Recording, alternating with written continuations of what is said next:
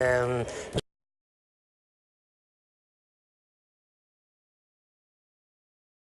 muy importante para definirla, para definir esta moneda, es que una vez se ordena una operación, ya es imposible dar marcha atrás. Es decir, una transferencia bancaria, de alguna forma hay un delay, hay una brecha de tiempo, y algo puede hacerse, o anularse a última hora, o me la retrasas, o me la haces mañana. Esto no. Una vez le das a la tecla de Enter del ordenador, aquí no hay quien lo pare. Antes de pasar con los delitos a los que se suele relacionar los bitcoins, le quiero preguntar, ¿se plantearán los gobiernos, de verdad, es el futuro el hecho de que los gobiernos dejen de emitir moneda física, billetes, ¿Esto tiene sus días contados? Sí. Por ejemplo, en Dinamarca, el gobierno ya ha dicho que no va a imprimir más billetes. En el momento en el que se agoten, porque el dinero se agota, ¿no? En el momento en que se agoten los dineros, el dinero actualmente existente y se retire ese dinero, ya no se imprimirá más. De hecho, tengamos en cuenta que en Noruega, únicamente el 3% de las transacciones se hacen con dinero físico. El resto se hace todo con dinero electrónico. En Dinamarca, por ejemplo, está prohibido pagar gasolina con dinero. Se ha de pagar con tarjeta o con móvil. Es decir, de alguna forma nos estamos aproximando a un mundo en el que, o a un entorno en el cual el dinero físico va a desaparecer. Lo cual, entre paréntesis, implica que las transacciones se podrán, evidentemente, seguir con mucha más facilidad. Ventajas de eliminar el dinero físico. Una enorme. La economía sumergida desaparece. Claro. Y el fraude fiscal también. Porque todas las transacciones son seguibles, son trazables todas las transacciones. El problema que se puede tener es que evidentemente la libertad individual se reduce. Porque comprarás un chicle de €1 y sabrán que lo has comprado, dónde lo has comprado. A qué hora, etcétera. Claro, se conocerán todos los detalles de ese chicle, de la hora, del momento de la compra, etcétera. También es verdad que el Bitcoin se relaciona con mucha actividad delictiva. Lo hemos visto en este último gran ciberataque que tuvo lugar, donde se secuestraba información y se pedía que se pagara ese rescate por la información en esa moneda, en Bitcoins. Andrea. Sí, es uno de los riesgos que dicen los expertos del Bitcoin. Bueno, y hay un delito que tampoco escapa a esta moneda virtual, al Bitcoin. Nos referimos a esto, al blanqueo de capitales, y ya ha habido varias detenciones en España y en Europa en los últimos meses. Sin ir más lejos, en mayo del año 2016 la policía detuvo a 30 personas en España por generar monedas virtuales para que una organización criminal blanqueara sus ganancias. Estos bitcoins los creaban con unos potentes procesadores que están viendo. Los agentes requisaron 78 bitcoins que en el mercado tenían un valor aproximado de unos 31 euros. Bueno, y no solo en España, agentes y expertos de varios países han denunciado, por ejemplo, que este sistema encriptado del Bitcoin podría favorecer a los grupos criminales interesados en no dejar rastro. Así nos lo cuentan.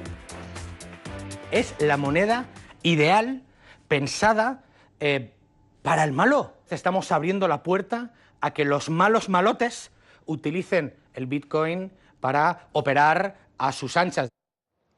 Otro ejemplo reciente. Hace unos meses la policía holandesa detuvo a 10 personas por blanquear 20 millones de euros en bitcoins. Ayudaban a unos narcotraficantes que vendían droga en una web, en esos portales invisibles que no figuran en los buscadores. Y recuerden, por cierto, el ataque informático de hace un mes. ¿Cómo pidieron el rescate los atacantes? Sí, en bitcoins. Santiago, tengo una duda. Tú nos decías antes que al acabar con el dinero físico es más fácil luchar contra el fraude fiscal. Desaparece. Cualquier transacción rápidamente puede ser seguible. Pero por otro lado hemos visto que el Bitcoin, que esta moneda alternativa, esta moneda virtual, es la elegida por las mafias. ¿Por qué? Bueno, pues por una razón muy simple. Porque en el rescate, por ejemplo, de este último ataque, es mucho más fácil hacer una transacción con Bitcoins que no llevar una maleta cargada de billetes. Una maleta cargada de billetes, aunque estén marcados, es muchísimo más, aunque no estén marcados, perdón, es mucho más fácil de seguir que una transacción financiera. De todas maneras, no caigamos en el error de identificar Bitcoin con delito. O sea, el delito ya existía antes de que existiera el Bitcoin. Hay empresas que están utilizando el Bitcoin o los Bitcoins en operaciones totalmente legales, porque el Bitcoin no es que sea ilegal. ¿Por qué? Bueno, pues por sencilla razón, insisto, de que es mucho más ágil, no tiene comisiones bancarias y es muchísimo más rápido. No cometamos esto, porque como se ha dicho ahora, además de utilizar bitcoins, estas organizaciones criminales, estas operaciones se hacen en la red profunda, que evidentemente no es la que se utiliza habitualmente.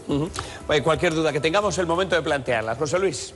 Todo esto que evidentemente es un poco el presente, o yo creo que es más un experimento como tú dices. Yo creo que porque sí. el presente, sí, hemos visto que los hackers estos, pero ¿cuánto cuesta hoy día 10 de junio de 2017 un bitcoin? Pues creo que está a 2.871 dólares. Es una moneda que fluctúa. Es que es muy complicado. La gente antes hablaba una persona y decir, ¿quién respalda todo esto? Es que hay tantos interrogantes. La confianza. ¿La confianza de quién? Pero ¿quién se hace rico de esto? ¿Este negocio para quién es? Es decir, ¿quién monta todo esto? ¿Quién saca algo? Porque ¿quién se molesta en crear? Todos. Sí, Todos. es que cuando dices todos es nadie. No, a ver, si no hay un nombre concreto. Sí, como decía, es que nos metemos en cosas muy complicadas. Ya, pues si es tan complicado, no es útil para la sociedad. No, pero porque la sociedad desconecta. Sí, pero es decir, el bitcoin, como decía, se puede fabricar.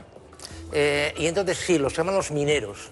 Se necesitan unas potencias de ordenador brutales. De hecho, hay chips especiales para fabricar bitcoins. Y por el hecho de participar en esta fabricación, obtienes un premio. ¿Tú crees que hoy en día la gente que nos está escuchando sabe de qué va el bitcoin? No. Después, entonces esto es para gente... Sabe lo que es, porque lo estamos diciendo, pero no el sabe. mecanismo no. Carmelo. No, yo es que a mí se me abren todas las dudas imaginables con esto de los bitcoin. Entiendo que es un activo financiero, así se presenta, pero con una liquidez bajísima, porque realmente es un producto que, en fin, su capacidad de pago ahora es limitada, porque me puedo comprar un Mercedes o un SEAT con Bitcoin. ¿Se puede comprar? Sí, hasta casas y tal, sí. A ver, que el Bitcoin tiene una liquidez limitada no es así, ¿eh? Es decir, si tú tuvieras en el bolsillo 10.000 Bitcoins y te los quisieras vender, tendrías cola de gente, ¿eh? Déjeme que le pregunte. ¿Yo puedo ir a una casa, a un concesionario de aquí de Madrid y decir, oiga, quiero pagar el coche en Bitcoin? No. ¿Puedo comprar una casa? Porque al final decía el experto, bueno, esta es la moneda de los malos. Los malos se pueden llenar de bitcoins. Decía eso. Se pueden llenar de bitcoins, pero ¿se pueden comprar una casa en Marbella con bitcoins? ¿Puedes ir a un concesionario a comprarte un supercoche, un Ferrari con bitcoins?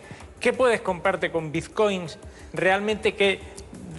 De las cosas que tienen verdadero valor, o digamos los productos más onerosos de consumo, ¿se pueden comprar con bitcoins? Sí, vamos a ver...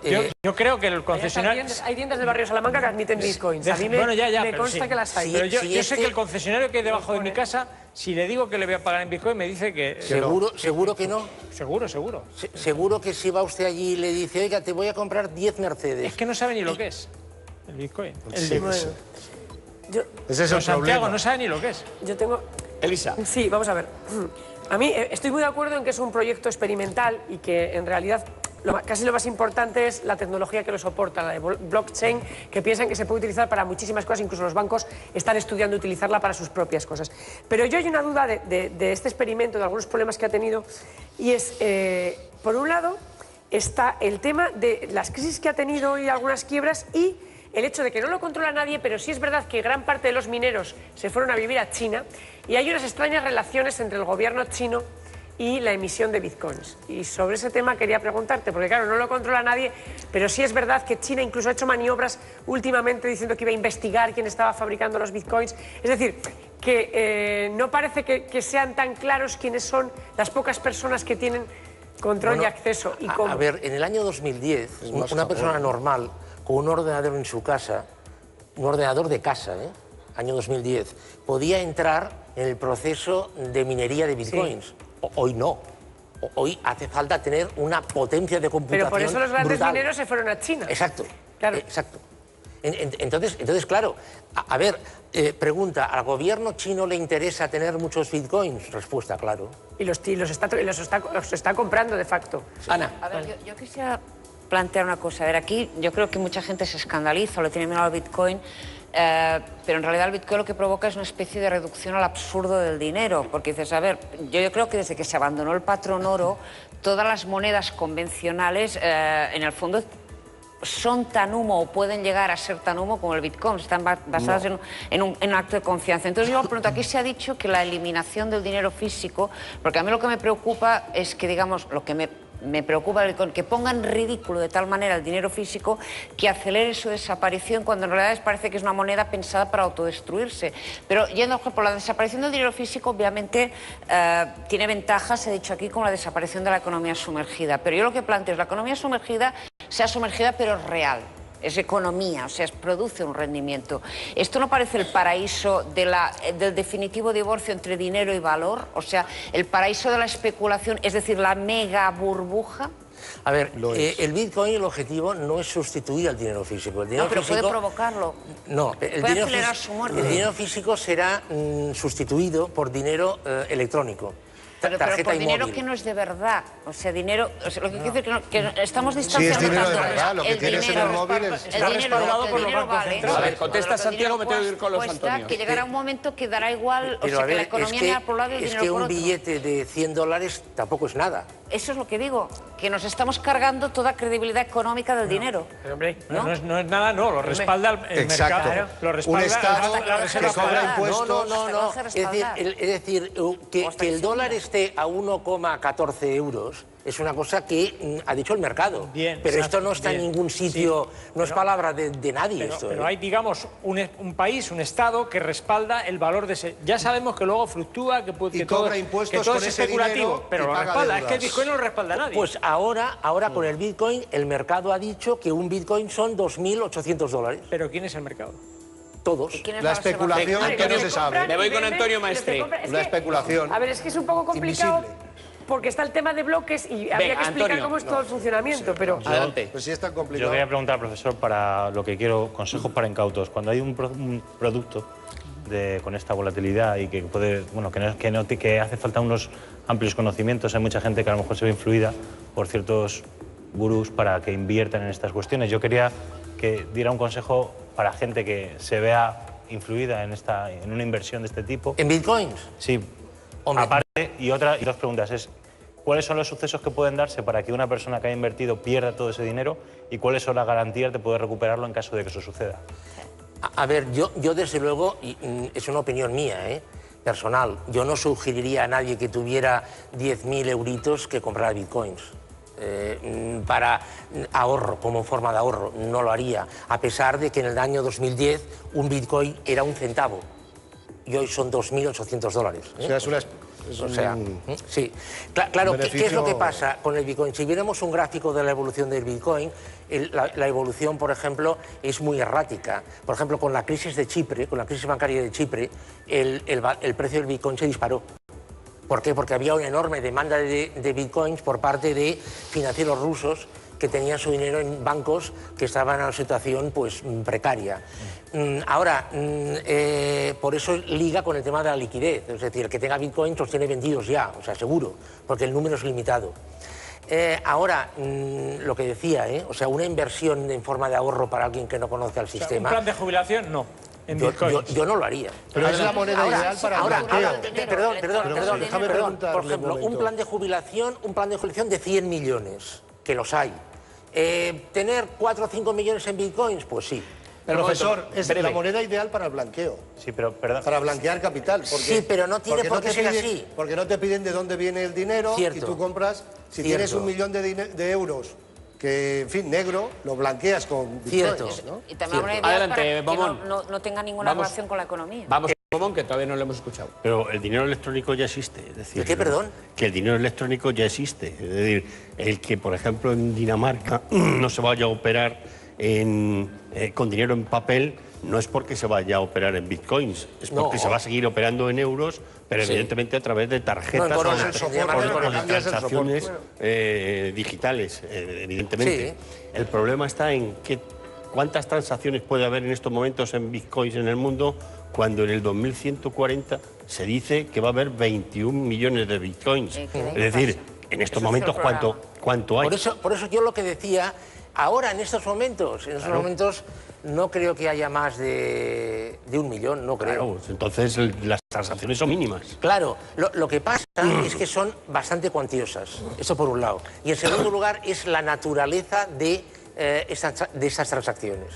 Es decir, por su propia característica, es verdad que favorece el blanqueo de capitales. Es verdad. Antonio, tenías... No, sí, había dicho simplemente que ¿qué sucesos pueden darse para que una persona que tenga bitcoins de pronto los perdiera? Por esa...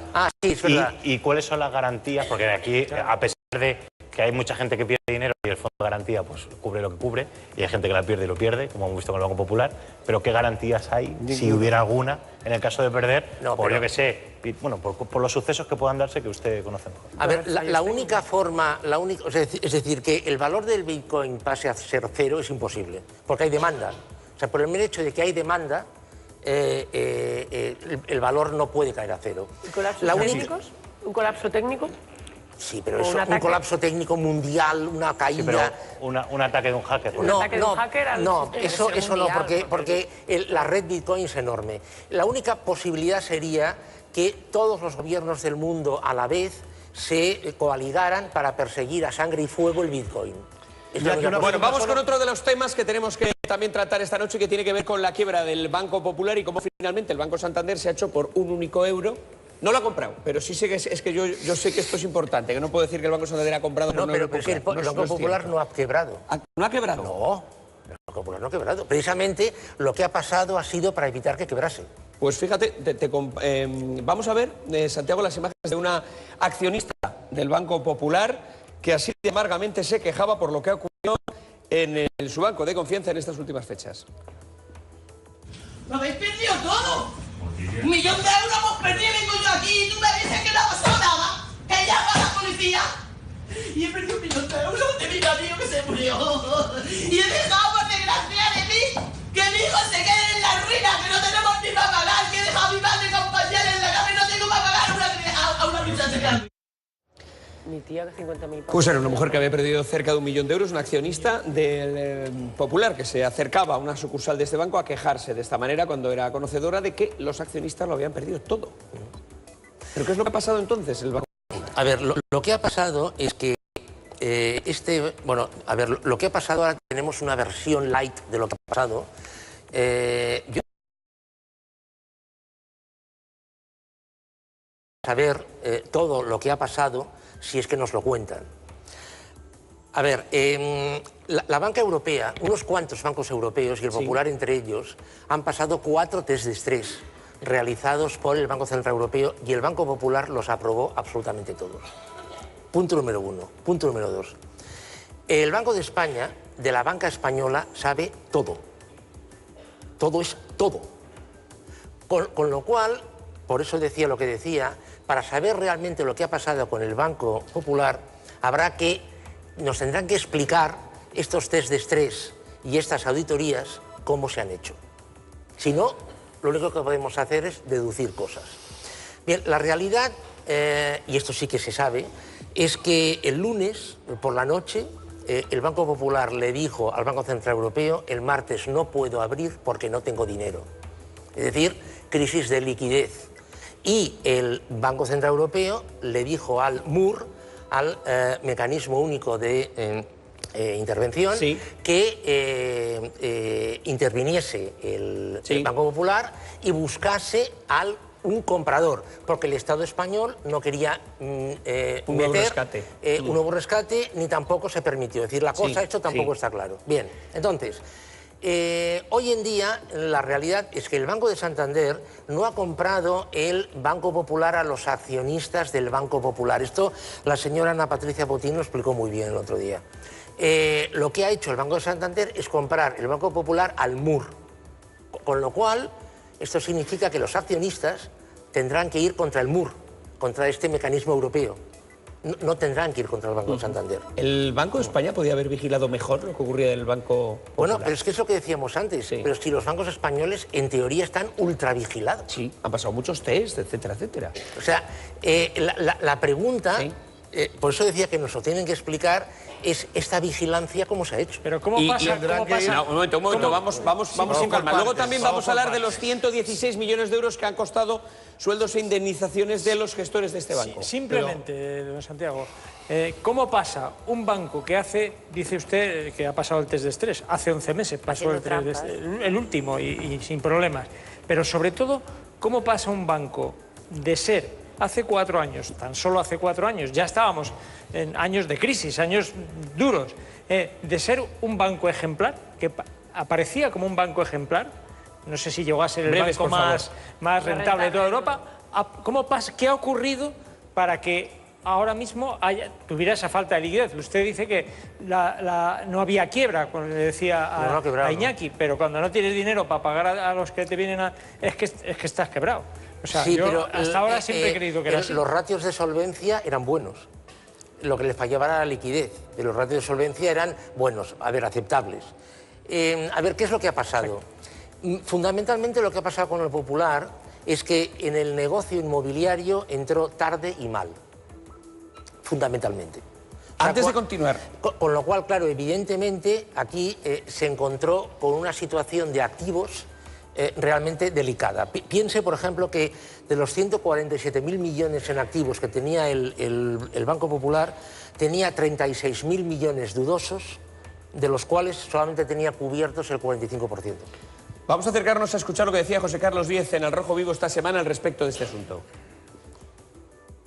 Es un rescate. No es verdad lo que ha dicho el ministro de Economía español, que no vamos a pagar los contribuyentes. Desde luego que el Santander no va a pagar porque no compra. Lo que nos tendrá que explicar el gobierno español es quién va a pagar en caso de que haya que devolver dinero a los accionistas.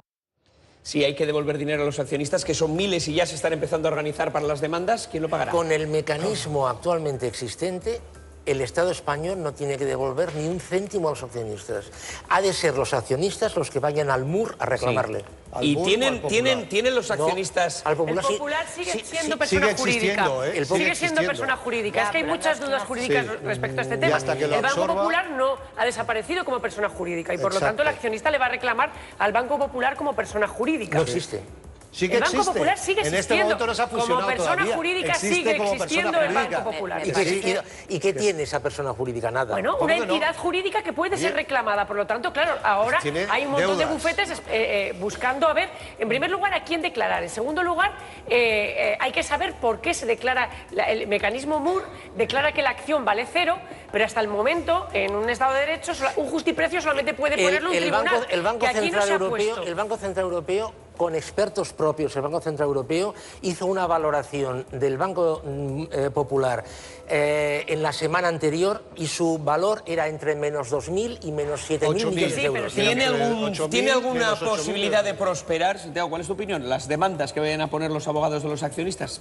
Prosperar, sí. Lo que pasa es que si no cambia la dinámica actual, esto significa ir contra un monstruo como es el MUR. Pero podría pagar, pero ese monstruo podría pagar. Cuidado que hay muchos tipos de y va a haber querellas. Y va a haber querellas porque evidentemente van a ir contra los directivos que cuando se intentó vender el banco en diciembre y el Santander iba a pagar dinero, no quisieron vender a sabiendas de la situación y contra ellos se van a dirigir acciones penales. Un matiz fundamental, que no todos los accionistas son iguales. Los accionistas de la ampliación de junio de 2016, hace justo un año, esos sí tienen argumentos para reclamar, porque les dijeron que el banco estaba bien y hace un año el banco ya estaba mal. Claro. Los accionistas de hace más tiempo, esos lo van a tener más difícil de demostrar que les engañaron. O sea que aquí hay muchas fases y muchos niveles. Y el Banco Popular sigue existiendo como entidad jurídica hasta que se fusione con el Santander y vamos a ver quién paga. Pero alguien tendrá que pagar a muchos accionistas, ¿eh? Y son 300.000 los que hay. No todos van a salir ganando, ¿quién pagaría? Pero van a pagar. Van a tener que pagar, ya buscaremos. Alguien va a tener que dar respuesta a esto. Mi opinión personal, y ojalá me equivoque, es que estos accionistas lo tienen muy crudo. Los de junio del 2018. 116 millones de euros, No, un momento por favor, 116 millones de No lo euros tienen crudo. es lo que Lleva han razón. cobrado en indemnizaciones tiene y muy en salario a claro. los gestores, los últimos gestores del banco. De hecho, creo que el último presidente cobraba en torno a los 41.000 euros diarios. Estamos hablando de una sociedad anónima, lógicamente, pero son cifras de escándalo. Adelante, Sí. Antonio. En aquella época creo que era Ángel Ron, cuando en el pasado verano se hizo una ampliación de capital.